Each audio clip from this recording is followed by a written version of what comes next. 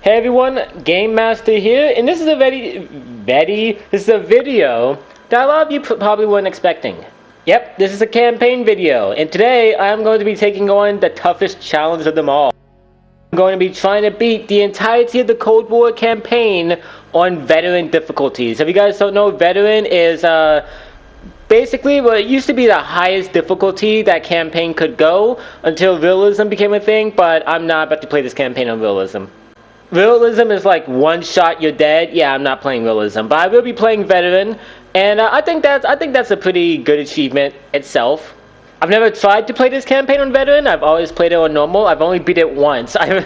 So yeah, let's play. I'm willing to play the campaign on veteran. I've beaten the Black Ops 1 campaign on veteran difficulty, but realism, no. That's a cool opening montage. This campaign is the only thing that reminds me that this game is set in the 80s. This is such a cool idea, a campaign being set in the 1980s. I wish the multiplayer and zombies did more to reflect that time period. No, I feel bad because Treyarch, Sledgehammer, and God forbid Infinity Ward, they do a lot of research to make their campaigns as accurate as possible, and people don't give them credit for it. This is pretty cool though, because like the Cold War is such a perfect time period to set a Black Ops game. Because when you think Black Ops, you think like undercover, like off the books, and yeah, like the Cold War for the most part was that.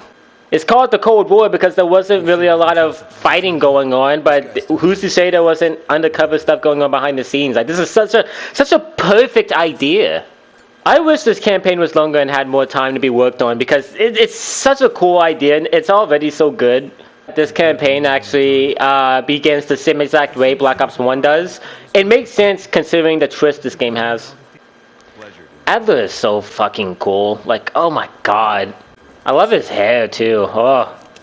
By the way, no homo. The sensitivity I have this game is not at all like cinematic. So we're closing in on our first gunfight in Veteran. I'm actually pretty nervous to see how fast it is. Basically, imagine campaign, except the time to kill applies to you is like modern campfires. That's really what it is. For these guys, I'll throw in a grenade. I might have a death count. Because why not, to be honest. Oh, Jesus, okay. A lot of bullets came at me and I died. So really when it comes to veteran difficulty, it's not that... You just gotta be very patient. Like you see what I'm doing right here? You can't run out. You gotta like stay in the back. Take it very slow. What? Why? Oh. I'm glad this isn't time because this would be a lot more difficult on veteran. Oh my goodness. Yeah, Kasim, where you going? Let's go, Kasim. Let's go, Kasim. Come on. Woo! Slow motion. That sucker punch is always so cool. Let's have some fun. I was so stressed with playing this campaign for the first time because I thought your choices were like very severe, but really no, there's only 2 endings to this game. So like, and those 2 endings only depend on the final choice you make. So yeah, really none of these choices matter. In Black Ops 2, everything mattered. Like every single tiny choice there was throughout the campaign mattered so much. And like there were so many different ending variations. Like that campaign was so awesome. Like so many multiple choices. Here, they tried to do the same thing, but I guess because of like deadlines, they couldn't really work on the campaign as much as they could. This game was made during a global pandemic. Not only that, but Treyarch was ripped straight off of Black Ops 4 and forced to turn Sledgehammer's game into one of their own. So this game should have been awful. Like a lot of people don't understand that. This game the fact that it even functions is so impressive. This just shows that Treyarch is awesome, man. Like if they can do this during a global pandemic with only 2 years of development time, imagine what they can do with no interruptions with 3 years. Like they haven't had the chance to do that in so long. With Black Ops 4, not only did Activision force them to hurry up and make Blackout, but they were also forced to release the game a month earlier. Really, the last game that they had a lot of time and resources to make was Black Ops 3. And even though I don't like that game, they did a decent job with it, I feel like.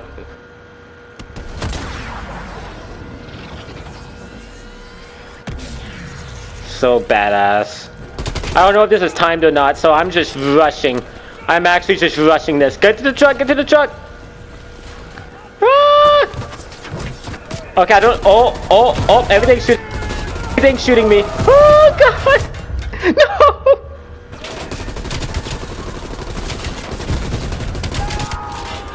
Oh, God, oh, God. Okay, so you just gotta duck at the right time. Oh, God. Oh, my God, get away from these guys! Die! Quick scope. Get quick scope, kid. I know how to work out RCXD. I'm on veteran.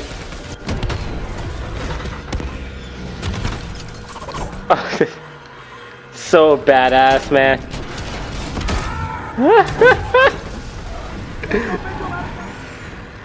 Like, this is so stupid. I love it.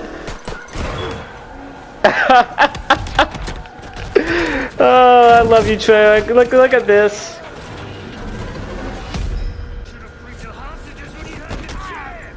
Woods is having way too much fun with this. It's so convenient that all of the villains know perfect English. Who the fuck is Perseus? That's like the one Woods line in the campaign that makes me laugh every time. Like, all that serious talking, like, he's so relatable. It's like, who's the fuck Perseus? Oh, and there's also that one other line in the campaign that we'll eventually get to. So, spoiler alert, but one cool thing about Perseus in this game is that you never really find out who it is.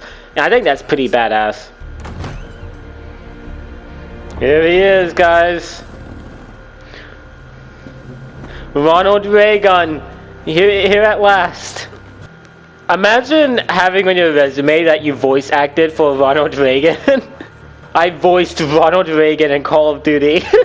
These characters say a lot of weird lines about, like, specifically targeted around Belle, and it's just like you're scratching your head at first, but then you beat the campaign and you're like, oh wow, that's awesome. Seriously, if my only complaint about this campaign is the fact that it's too short, then that just means they made a really good campaign, which they did.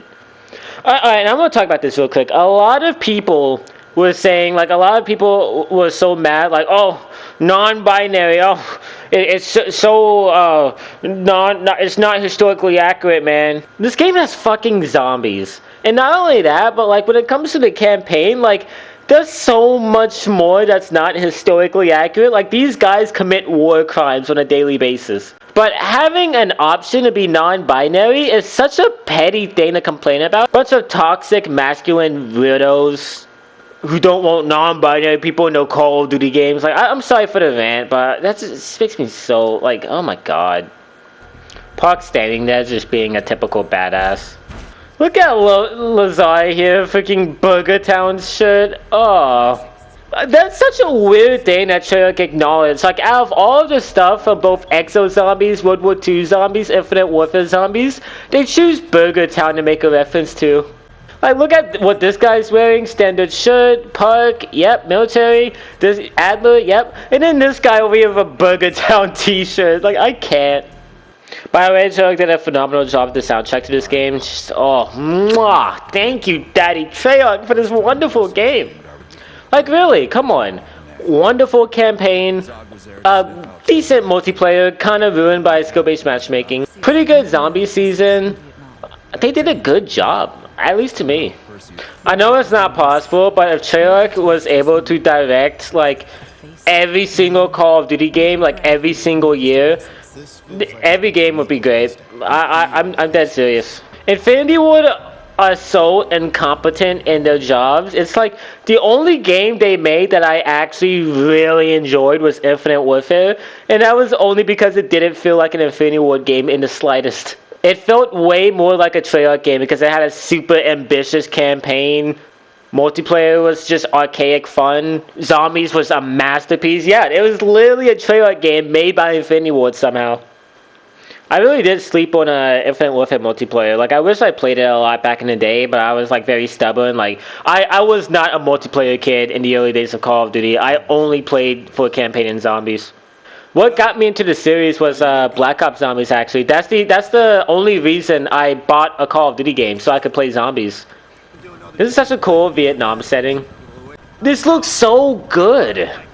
So that's Butcher. I wonder if that's the same Butcher from Sledgehammer's World War II games. I actually don't know. I mean, it could be. Like, look at how much color there is, man. You don't see this in any of the other new Call of Duty games. It sucks. Dude, they're playing the freaking music while we're riding in a helicopter in Vietnam. Like, you gotta love this. This makes me want to see another Vietnam trailer game. Yay! Woo! Let's destroy stuff! Yeah! Yeah! Never mess with the USA! You and me, Bill. Let's do this. You know, people in the war are not that enthusiastic about running into battle. Not at all. It's less about, let's do this, and more like, oh, here we go. Stay alive. Oh god, oh god. How it feels to play Modern Campfire. Just walking around and you just someone in the window just sprays you. You know, it'd be cool if Adler's Vietnam outfit was unlockable in multiplayer. That'd be pretty cool. What's this guy doing with his little RPG? Get out of there. If you want me, you're gonna have to go to your friend. Yeah! You fulfilled your purpose. Yeah! It's so cool. Such a cool feature. Oh god! That man jumped out. He was ready. He was rehearsing that move. I love how Sim said, cut that out. Sim said no.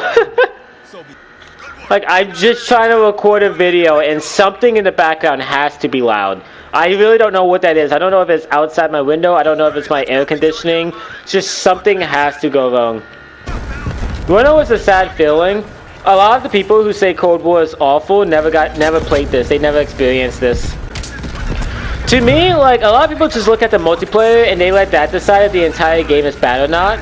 I look at all three things. Like, for Black Ops 3, I've changed my mind since then, but when I first played it, the only thing I enjoyed was zombies. I hated the campaign and multiplayer, so to me, 1/3 of the game was good. So I just said it was bad.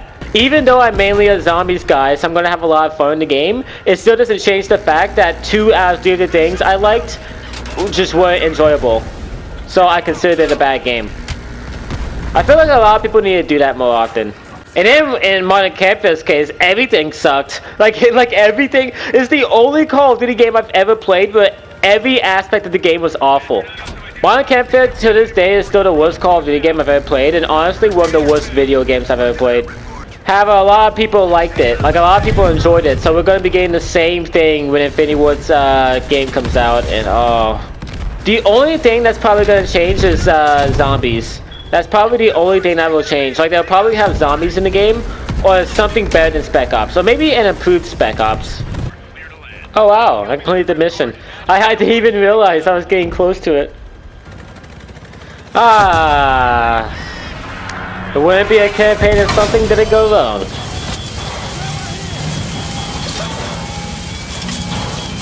That's so cool. It's so crazy. Like, it really is so crazy that 2 missions in, and already this campaign is infinitely more interesting than Modern Campfire's was. It's just 2 missions. I almost died right there. I can literally microwave a hot dog in the time it takes to reload this LMG. Oh god. Oh, he said here it comes. Jesus. I got shot with an RPG right when that happened. I thought I actually got blown up. Oh, Call of Duty, I love you. Never change. Like, it's just a random, a random dramatic shot for no reason. So good. So my one big complaint when it comes to this campaign specifically is a lot of the returning characters they brought back, they're kind of stereotypes of themselves, you know? Like, Woods wasn't just like the very tough, badass best friend. Like he was still a grounded character, you know? Like in Black Ops 1, he felt like a grounded person, but he also like was still Woods. In this campaign though, he feels more like a cartoon. Like he feels very like cartoonish. Like, yeah, he was like very secretive, like by the books. But he wasn't a douche about it. In this game, he's a big douche. These writers are definitely not bad writers. I just think they didn't really know like what made the Black Ops 1 characters work so well. So this mission really won't be difficult on veteran, I feel, because you can pretty much avoid a lot of gunfights. It's definitely a cool mission, and it's also cool seeing Mao the Toten pre-zombies transformation, just seeing it in the campaign. We look so shady, just all three of us walking to the back of this car. Adler is so cool. I don't know what it is about him, like he doesn't have like a cool thing about him, he's just pretty cool. It's challenging making a new character that can stack up to iconic favorites like Mason, Woods, Hudson, but I think Adler does, like to be honest, I really think he's a pretty cool guy. I hope he appears in Sherlock's next game.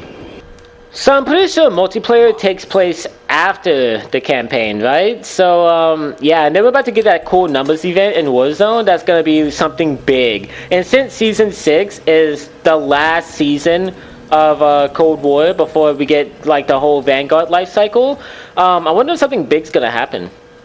At the end of Modern Campfire's life cycle, they literally took the main villain of Call of Duty 4 and turned him into just a thing to be used in a Warzone cutscene. Like, that's so dumb.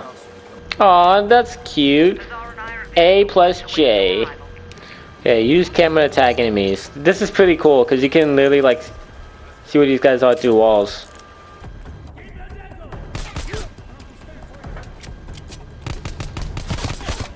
So what happens if you let that guy live as he betrays you and yeah.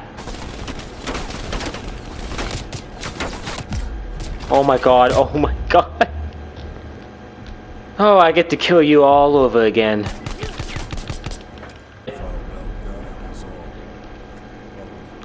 You're wearing a burger... You were just wearing a Burger Town shirt, Lazar. Literally the worst map in Exo Zombies. Probably one of the worst maps ever released you're wearing. What, do you have the Tortured Path sneakers? Also, there's this cool little like tiny subplot of how Lazar has a crush on Park. And it's just so cute. Sit down. Yep, she's taking a nap.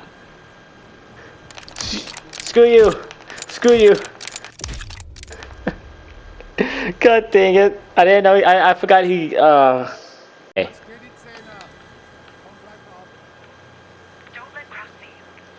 Oh, that's cool. This is really that's really cool if you know the twist. That is so cool. So if you check that closet, you get captured. So what happens if I try to leave? Oh, can't leave. Alright, well, how did he sneak an unconscious woman into his apartment without his wife or daughter seeing him? Like, what? When would he have had time to do that, actually? Because didn't he just enter his apartment? You know what? Never mind. That's such a cool shot. Seeing our friends who's just about to breach. That's so... my screen was not red 1 second, and then I'm just dead the next. Nope. Oh my god, oh my god, oh my god. Hi. Alright everyone, well, that was the first part of Cold War Campaign on Veteran. Definitely a lot easier than I expected. When it came to Black Ops 1 on Veteran, it felt like the enemies had like very precise accuracy and you died in like 2 to 3 bullets. Here, not really. Maybe it's because of the upgrades I have of Bell, but it's actually pretty easy. Like, definitely not as hard as I thought it was going to be. Part 2 of this will come out on September 19th, so look forward to that. Anyways, I hope you guys have enjoyed this video. If you have, then please like and subscribe, and I will see you guys next time. Peace out.